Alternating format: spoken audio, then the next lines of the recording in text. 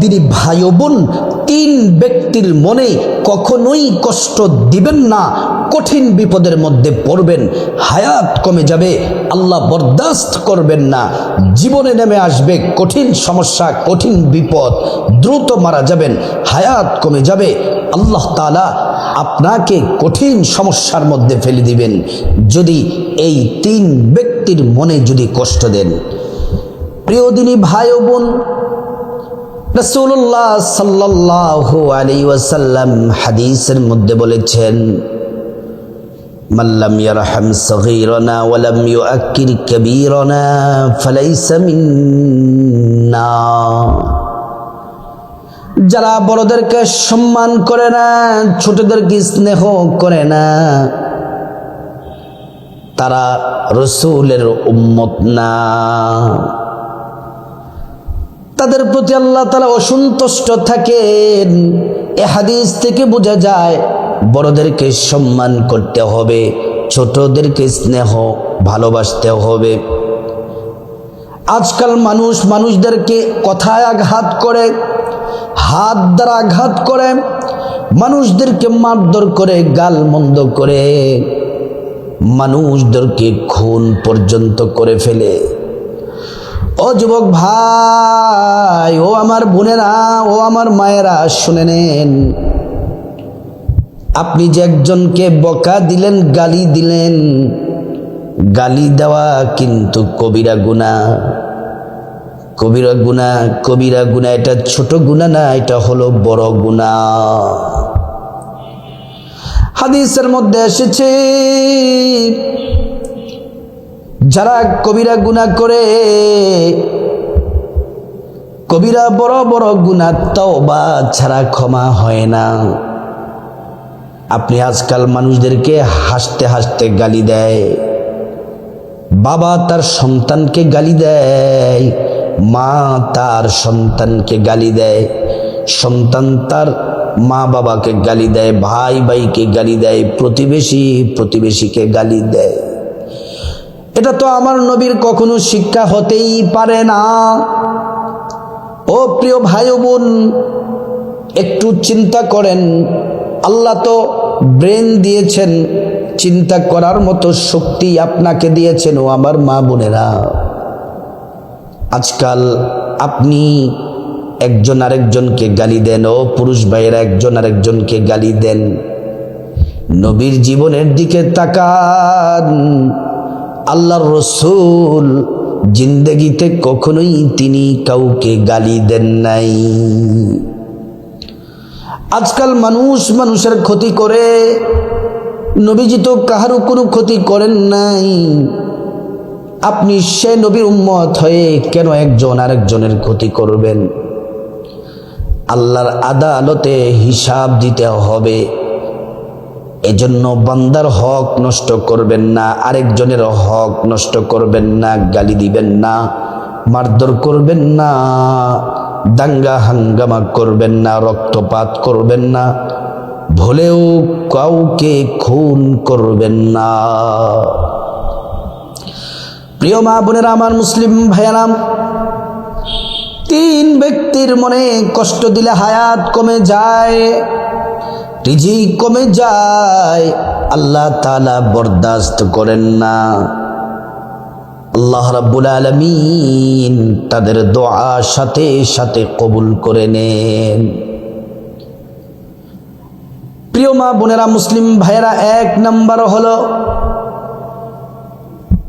এলাকার নিরীহ অসহায় মানুষদেরকে আঘাত করবেন না। আল্লাহ আপনাকে টাকা পয়সা দিয়েছেন, ধন দৌলত দিয়েছেন, ক্ষমতা দিয়েছেন, অন্যায়ভাবে আপনি নিরীহ, দরিদ্র, অসহায়, গরিব মানুষদেরকে আঘাত করবেন না। অনেকে নিরীহ মানুষদেরকে কথার দ্বারা আঘাত করে, মারধর করে, জুলুম করে। ও প্রিয় মা বোনেরা, যারা মজলুম, যারা জালেম, যেই জালেমরা মজলুমের উপর অত্যাচার করে, মজলুমের চোখের পানি আল্লাহ তাআলা বরদাস্ত করেন না। হাদিসের মধ্যে বলা আছে, মজলুমের দোয়া যখন মজলুম দোয়া করে, আল্লাহ এবং মজলুমের মাঝখানে কোনো পর্দা থাকে না, আল্লাহ তাআলা দোয়া কবুল করে নেই। বলতে পারেন যে হুজুর একটু ব্যাখ্যা করে বলেন, যেমন আপনার কাছে একজন ভিক্ষুক আসলো, ভিক্ষুক এসেছে আপনার কাছে টাকা চেয়েছে, এর আগেও আপনার কাছে 2-3 বার এসেছে, আবার সে অসহায় কিন্তু আপনার কাছে 2-3 বারের বেশি এসে কয়েকদিন পরে পরে আসে। আপনি রাগান্বিত হয়ে একটা কটাক্ষ করলেন, একটা গালাগালি করলেন, গালমন্দ করলেন, তিরস্কার করলেন। ও প্রিয় ভাইরা, এটা আল্লাহ তাআলা বরদাস্ত করবেন না। ও মা বোনেরা, বরদাস্ত করবেন না। কিতাবের মধ্যে পাওয়া যায় একটা ঘটনা, একজন ফকির ভিক্ষুক প্রত্যেক দিন একজন ধনীর বাড়িতে যায় ভিক্ষা করার জন্য। ভিক্ষা দেয়, কয়েকদিন পর পর যায় ভিক্ষা দেয়। হঠাৎ একদিন ভিক্ষার জন্য গেলেন, ওই ধনী মানুষটাকে তাড়াইয়া দিলেন, হাঁকাইয়া দিলেন, গালমন্দ করলেন। ওই ভিক্ষুক যখন চোখের পানি ছেড়ে আল্লাহর কাছে বদদোয়া করলেন, তার চোখের পানির দোয়া আল্লাহ তাআলা কবুল করে নিলেন। এমন বিপদ এবং সমস্যার সম্মুখীন ধনী ব্যক্তি হলেন, একটার পর একটা বিপদ, একটার পর একটা সমস্যা, একটার পর একটা অসুস্থতায় তার যত ধন সম্পদ আছে সব শেষ হয়ে গেছে। আর আল্লাহ তাআলা ওই ভিক্ষুককে এক মাধ্যমে আল্লাহ তাআলা তাকে ধনী বানায়া দিলেন। ধনী বানানোর মালিক আমার আল্লাহ, গরিব বানানোর মালিক আমার আল্লাহ। এজন্য অসহায় মানুষদের সাথে আপনি খারাপ আচরণ করবেন না। একজন অন্ধ মানুষ চলতে পারে না, তাকে কানা বলে গালি দিবেন না। একজনের শারীরিক অঙ্গ প্রত্যঙ্গের মধ্যে সমস্যা, তাকে ল্যাংড়া লোলা বলে গালি দিবেন না।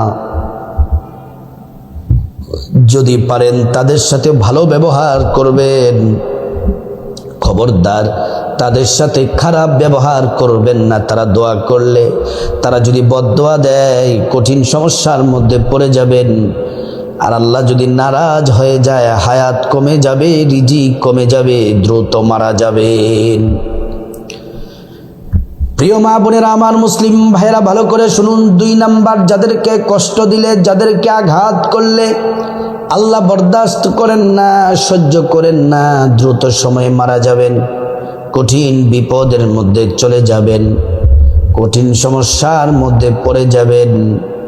তারা হলো যারা মা বাবার সাথে খারাপ আচরণ করেন, পিতামাতার সাথে যারা খারাপ আচরণ করেন, পিতামাতাকে যারা গালমন্দ করেন।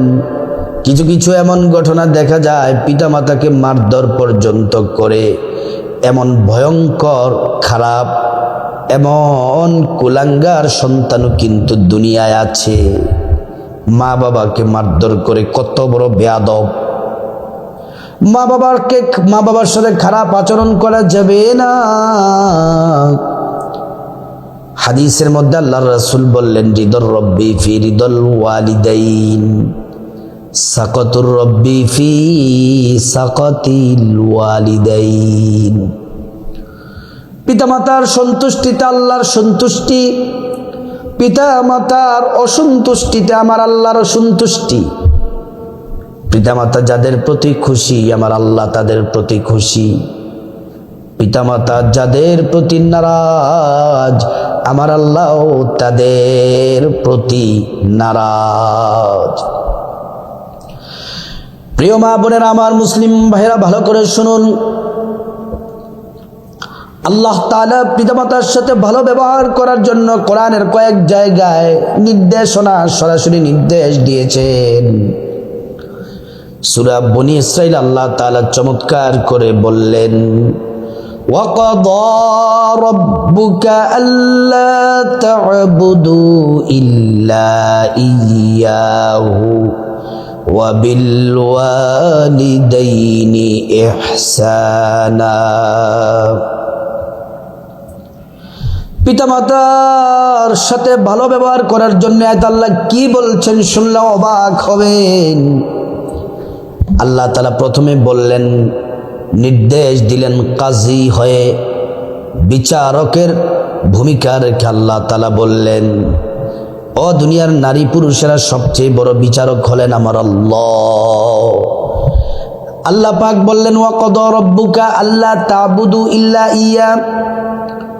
এক নাম্বার কাজ হলো গোটা দুনিয়ার মানুষদের, এক নাম্বার কাজ হলো তোমরা আমি আল্লাহর ইবাদত করো, আল্লাহর ইবাদত করো। আল্লাহর ইবাদত করা এটা হচ্ছে এক নাম্বার কাজ। ওয়াবিল ওয়ালিদাইনি ইহসানা, দুই নাম্বার কাজ হলো পিতামাতার সাথে উত্তম ব্যবহার করা, পিতামাতার সাথে সুন্দর আচরণ করা। তারপর আল্লাহ তাআলা বললেন, ইম্মা ইয়াবলুগান্না ইনদাকাল কিবারা আহাদুহুমা আও কিলাহুমা ফালা তাকুল লাহুমা উফফিন ওয়ালা তানহারুহুমা ওয়া কুল লাহুমা কওলান কারীমা। পিতামাতা যদি বৃদ্ধ হয়ে যায়, একজন অথবা দুইজন উভয়জনকে যদি বার্ধক্যে পেয়ে যাও, ওয়াকুল লাহুমা কওলান কারীমা, তাদের সাথে সম্মানসূচক ব্যবহার করো। তারপর আল্লাহ তাআলা বললেন, ওয়াখফিদ লাহুমা জানাহাদ দুল্লি মিনার রাহমা, তোমরা তাদের জন্য তোমাদের দয়া মায়া ভালোবাসার ডানা, ভালোবাসার বাহু বিছিয়ে দাও। অর্থাৎ যা যা কিছু দরকার তাদেরকে তাই দাও। তাদের ভরণ পোষণ, ঔষধপত্র, কাপড় চোপড় তাদেরকে সব দাও। আর যাদের মা বাবা কবরে চলে গেছে, আল্লাহ তাআলা একটি দোয়া শিখিয়েছেন, এই দোয়াটি পড়বারে বান্দা, রব্বিরহামহুমা কামা রব্বায়ানি সগীরা। কিতাবের মধ্যে পাওয়া যায়, যখন সন্তান চোখের পানি ছেড়ে যখন এই দোয়াটি পড়ে, রব্বিরহামহুমা কামা রব্বায়ানি সগীরা, আল্লাহ তাআলা সন্তানের দোয়ায় মা বাবাকে মাফ করে দেন। আর তাদের জন্য একটা উপহার পাঠান। উপহারটা কি? গোটা দুনিয়ার মধ্যে যত পাহাড় আছে, সব পাহাড়গুলাকে একত্রিত করলে যত বিশাল হবে, তত পরিমাণ ওজনের নেক, তত পরিমাণ নেক আল্লাহ তাআলা মা বাবার কবরে পৌঁছাইয়া দেন। আল্লাহু আকবার।